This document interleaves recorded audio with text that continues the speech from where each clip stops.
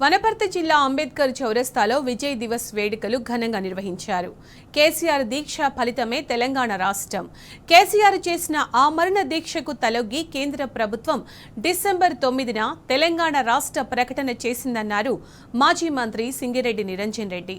దేశ చిత్రపటంలో మాయమైన తెలంగాణ రాష్ట్రాన్ని దేశానికే దిక్సూచిగా మార్చిన ఘనత కేసీఆర్దని కొనియాడారు.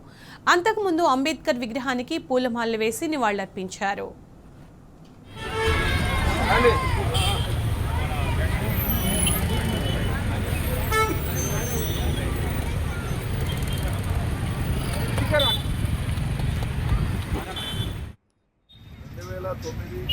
నవంబర్ 29 నాడు ప్రారంభించినటువంటి కేసీఆర్ గారి ఆమరణ నిరాహార దీక్ష 11 రోజుల పాటు నడిచి డిసెంబర్ 9వ తేదీ నాటి కేంద్ర ప్రభుత్వం తెలంగాణ ఏర్పాటు కోసం కట్టుబడి ఉన్నట్టు తక్షణమే నిర్ణయం తీసుకుని ప్రకటించడం అనేటువంటిది ఆ రోజు తెలంగాణ చరిత్రలో మర్చిపోలేనటువంటి దినం.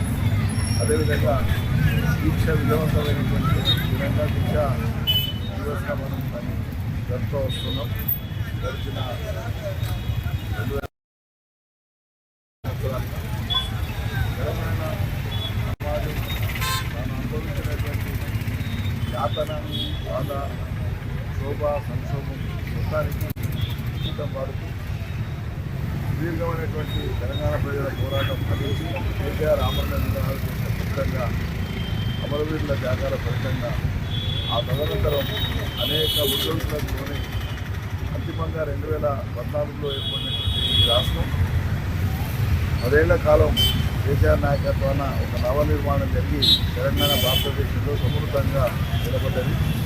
భారతదేశ చిత్రపటం నుంచి మాయం చేయబడినటువంటి తెలంగాణను భారతదేశ చిత్రపటంలో మళ్ళీ పెట్టి దేశంలో అగ్రస్థానంలో నిలబెట్టినటువంటి ఘనత కేసీఆర్ పరిపాలన దక్షతకు ఒక నిదర్శనం. దురదృష్టవశాత్తు ప్రజలు కేసీఆర్ ప్రభుత్వాన్ని కోల్పోయినాక ఈ 2 ఏళ్ల కాలంలో తామేమో అనుభవిస్తున్నారో అర్థమైపోతున్నది. స్థాయి లేని అధమ స్థాయిలో ఉండేటువంటి రాజకీయ నాయకత్వం వల్ల తెలంగాణకు ఆంధ్ర ప్రయోజనాలకు తలొగ్గేటువంటి విధంగా లేదా వాళ్ళ ప్రయోజనాలు నెరవేరేటువంటి విధంగా ప్రత్యక్షంగా ఆంధ్ర వాళ్ళు పరిపాలన చేస్తున్నటువంటి ఇక్కడ కనిపిస్తే తెలంగాణ స్పృహతో పరిపాలన చేసేటువంటి మనకు కనిపిస్తలేదు. ప్రజలు దీన్ని స్పష్టంగా అర్థం చేసుకుంటున్నారు.